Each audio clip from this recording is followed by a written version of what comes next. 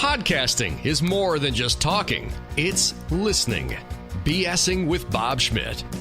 The BS with Bob Schmidt podcast featuring entrepreneurship, business, and marketing. This week, talking with author, creator, and presentation innovator, Claudyne Wilder. Claudyne, thanks for joining us today. So presentations are something that I think that a lot of us struggle with. I tend to put too much stuff on my pages. I'm assuming that a lot of other people do as well. Is there really a proper way to put together a presentation? There is. And the proper way is to put less on your slides and talk about it. So it's storytelling? You can think about a presentation as a story, perhaps. The whole thing is a story, right? Mm-hmm. So here's the problem, and here's how we fixed it, and here's a solution. And that's the story, you know, the before, the plot point, and the after. And you have to think, how much detail do they need about each of those sections? How did you find the love for doing presentations? I just started years ago writing books on it. And really what happened is I was doing a lot of organizational development. Over and over again, people would say, well, we can't promote that person. They don't communicate well.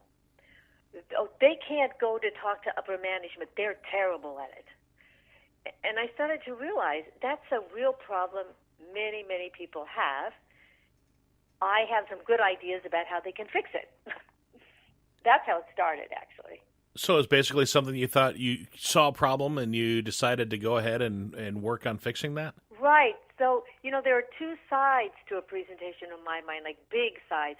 One is the data side, and that's what I call more of an executive summary, the details of it all.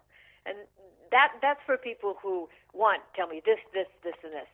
Then there's the storytelling side, which is the more emotional part, but also the part that can capture someone's imagination better than a lot of numbers. I do both of those in my work.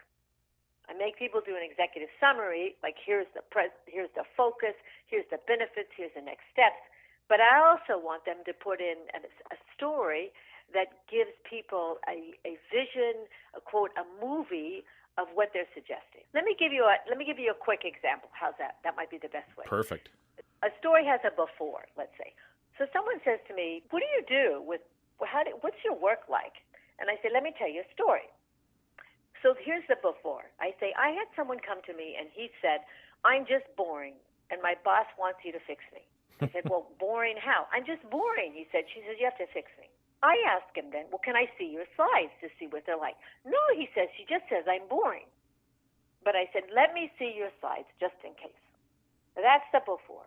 Now we come to the plot point. I looked at the slides and I thought, these are terrible. There's all these words. There's no images.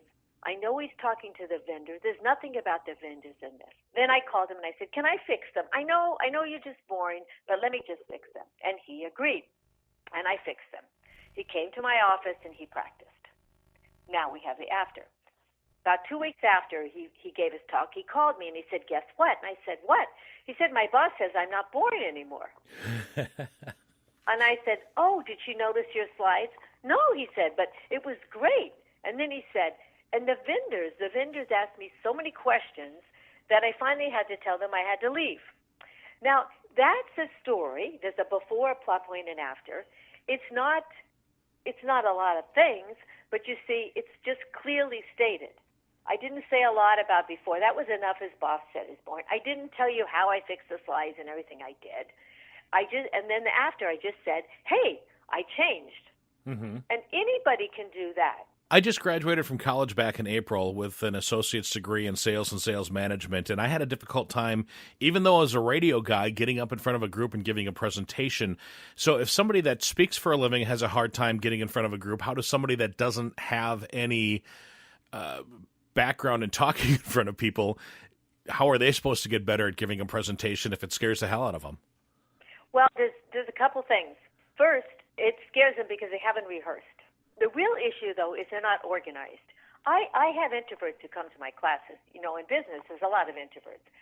I've had a couple of people who actually were crying in my classes. They didn't want to come.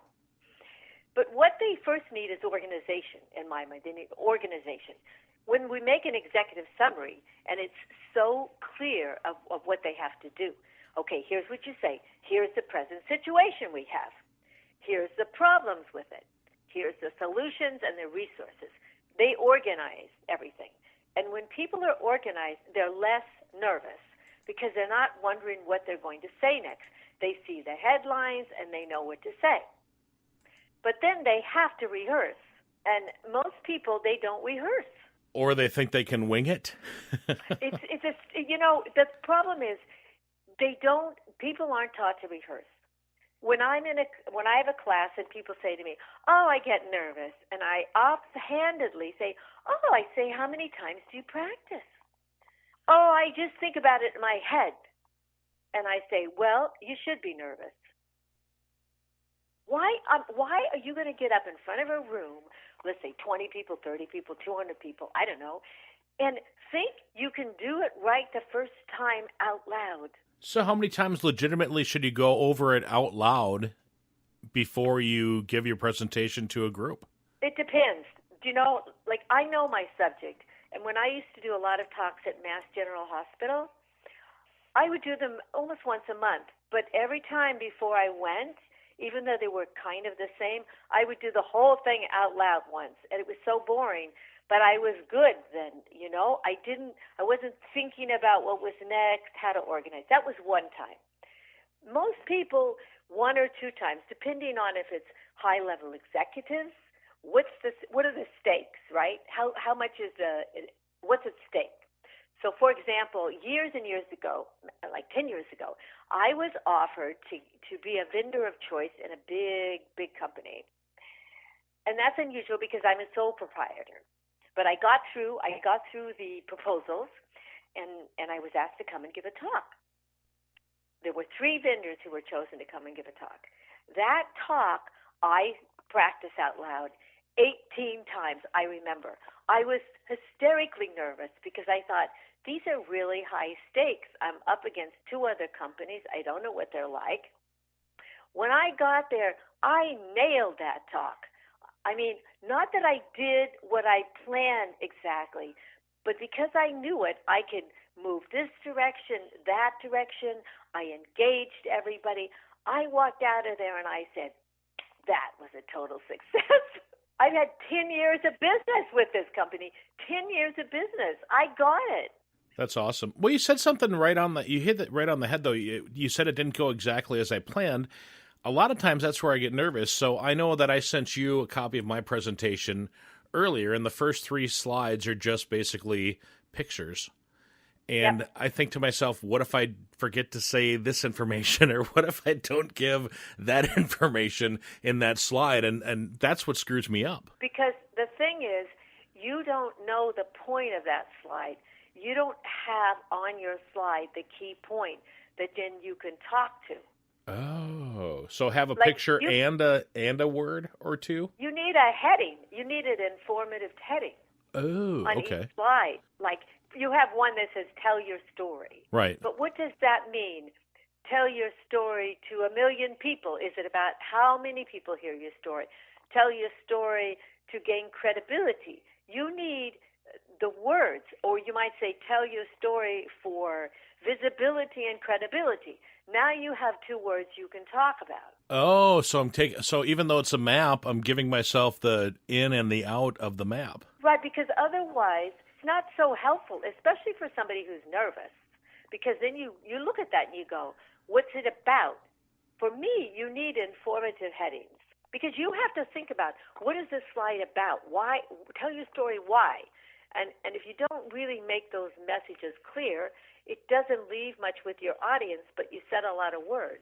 That makes sense, because I look at those, like you said, tell the story. Okay, so now I'm telling a story about how when you're sitting on your grandparents' lap and your grandparents told you a story and you remember that story. And that's what I'd like, my clients to eventually do, is to tell that story so that way their listeners will be able to understand and remember the story like they remembered their grandparents' story. So maybe instead I should put a picture of Grandma and Grandpa and somebody sitting on the lap saying, remember the grandparents' story or something like that? Right, because now if that's your message, that you want the people to remember the story, that's, stories create memories. Right. That would be better even as a title, right? Yeah. Just something simple, just changing a couple of words, and then already I feel a little bit easier about doing that. Right, because you have stories create memories. Now you have the before with the grandparents, the plot point they told you stories, and the after that you remember. We all have certain skills. So, for example, an introvert can give a strong executive presentation. I'm great at presenting, but I'm not a funny person just by nature, right? I took a storytelling workshop. It cost me a fortune. There were 40 people in a fortune. It was obvious to me after 4 days that I'm good at making ad-libs and things like that, but I'm not a person to get up and make everybody laugh instantly. I'm not that kind of person. And you could see some people, they just walk up there and you'd start laughing. I can't explain it to you. You have to understand what is knock it out of the park for you in your world. But you may never be good in front of 1,000 people entertaining them because that's not what you do.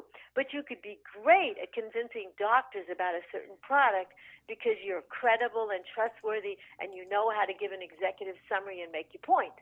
Like, do you notice my story was very short? I didn't go into a lot of details. Most people have too many details.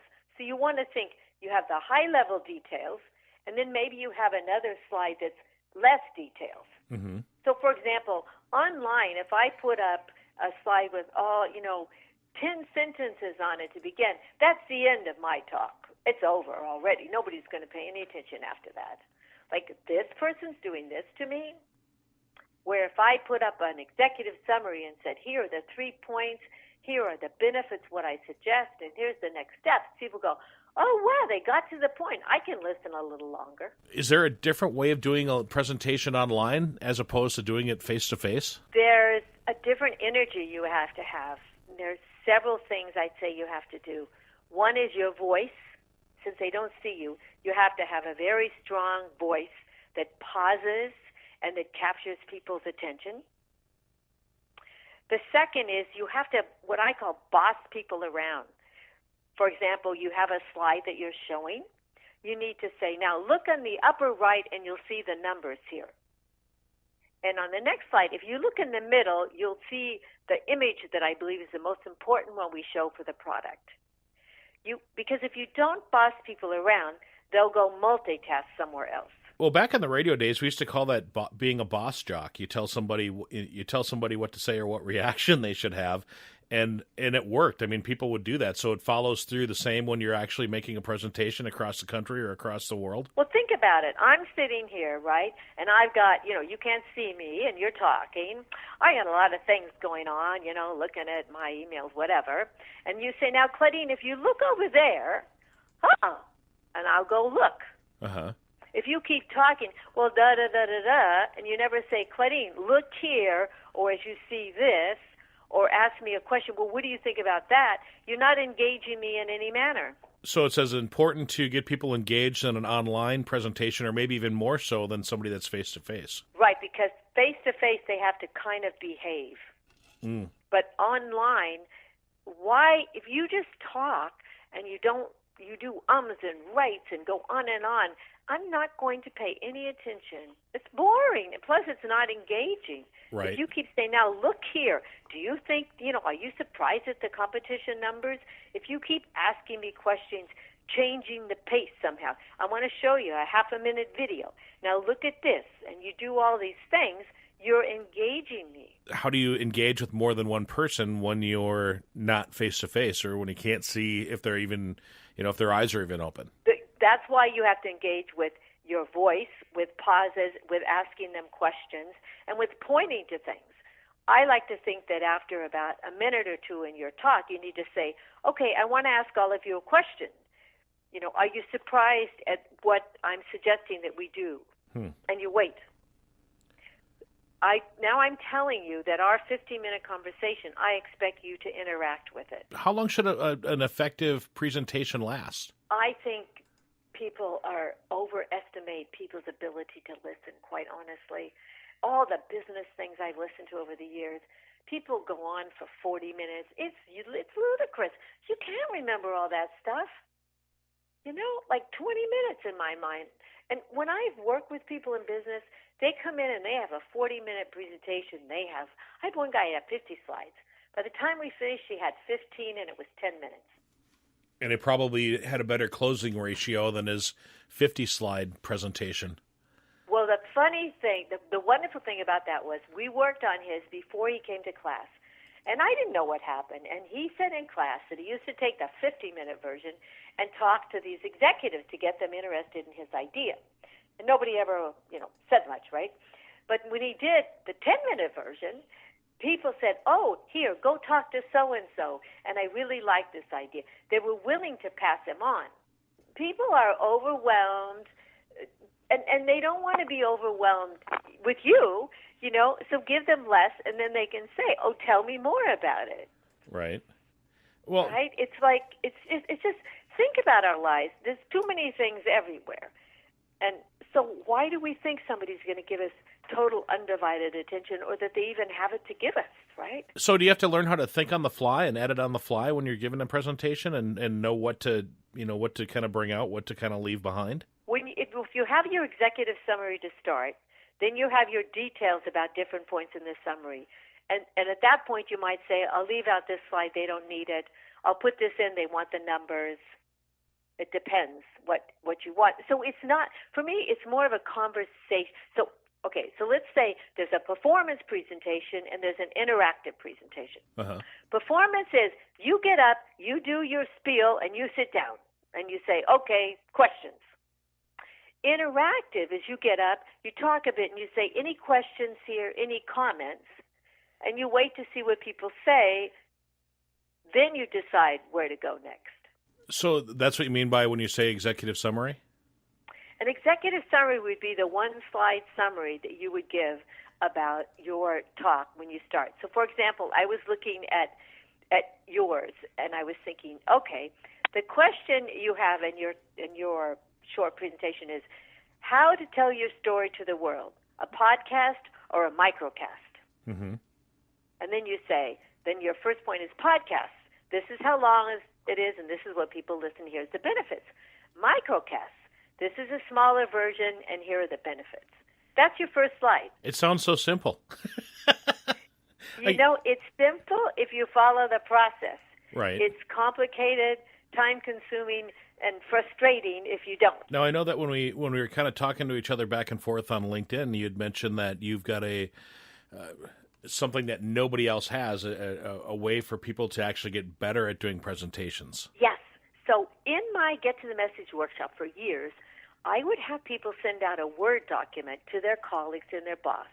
And it was a questionnaire in Word, and the boss would check things off, good at delivery, too many details, 25 questions. Mm-hmm. People would come to my class with these, the stack of filled out surveys, and they would say, I wish somebody told me this a long time ago. And some people would say, if I'd have known this before I went to the board meeting last week. And that was fine, but it was a little cumbersome, right? Because how could you compare when you had 8 surveys? It was complicated. So 4 years ago, I started making an online presentation survey and coaching tool. And what it is, it's my survey online that anybody can use. So let's say you go, Bob, and you give a talk somewhere. Mm-hmm. You go to Torchmetrics, you get the link, you give everybody in your audience a link, they get the survey, they click the right boxes, and you get to see the results from everybody in your audience. And let's say you get pretty good, they like, you're energetic, you make eye contact, but they all say too many details. Well, you go, what do I do about that? What you do is you click the action steps in Torchmetrics, and it tells you how to fix it. It's an online tool to get feedback so that then you know what you should fix. Ah. Because, people will say to you, good job, when they think, I wish you'd have stopped talking 10 minutes ago. So what it does is it gives your audience a credible way to give feedback to you that's non-judgmental, but that's based on the best practices of presenting. Right. And it's great because people don't even know what to tell you sometimes. They know something didn't work, but they don't know, pausing. No, they never pause. Filler words. They say right all the time. And it's an easy way for somebody to give a person feedback. Have you had pretty good success with this? I've had great success with my clients. I use it with my clients, and now I need to market it to the world because I know it works. I know people love it. So now I need to get it out in the world. I use it with my clients at this point. Right. I think it would be something even good for kids in school, especially college students that are learning how to do presentations and get up in front of groups, to have the ability to have somebody be honest with you without doing it out loud, you know? You're right. And, it's an interesting problem because I've taught at some colleges here, gone in and done some work with MBA students, and I've been shocked at how poor they do things sometimes because they really haven't got that kind of feedback. What is a typical problem that somebody has, Claudyne, when it comes to giving that presentation? The too much information, or the droning on and on, or no eye contact, or pausing weird places, or the little uncomfortable giggle? The worst problems I see, because in my survey in companies, well, anybody, in a company when I do a workshop of 10 people, I get to see the results of the group. I don't see the individual results, but I can give the group results to a company and say, this is how your team of 10 are perceived by the outside world. We have 60 or 70 surveys that people have given back. And what I see as the major problems with most people is there's too many details, there's too many slides, and worse, there's not a call to action. You can be an okay presenter, let's say. You don't have to be energetic. If you make a good call to action in business, and you make it, and the same if you're selling something and you're sincere, trustworthy, have integrity, and you make a call to action about what's expected and you're organized, that's fine. But, half of these people are not making a call to action in a meeting. The other one that's a surprise is a lot of times, maybe half, people say the information's not that relevant to them. Well, I'm guessing that everybody listening to this podcast finds relevance in it because it's difficult to, first of all, get in front of a group and do the presentation, and secondly, to find out more information on how we can become better at our presentations. I'm going to ask you for our call to action. What's our next step here, Claudyne? Well, let's see. I would say your call to action with your podcasts and your microcasts is to get out there and give people an option in your presentation and get them to want to do it. So when I look at the presentation you had, I said you need a call to action at the end. Mm-hmm. And so my call to action would be to get people to go use torch metrics, because I believe that will give them the feedback they need so they can become better presenters. And how do we find torch metrics? Online, torch metrics. That's it. That's it, torchmetrics.com? Yep. And the reason, it's a funny name, right? But I decided a torch lights the way, in the dark. So what I felt is the metrics you get, and plus people can write notes to you too in the surveys, but the metrics you get light the way to how you could be more successful. So we came up with torch metrics. The BS with Bob Schmidt podcast is brought to you by Orange Computer. Find them online at orangecomputerlax.com. And by Tri-State Sound and Light. Find them online at tristatesound.com. Tell your story with microcasts by podcastforhire.com. The BS with Bob Schmidt podcast is a Podcast for Hire production.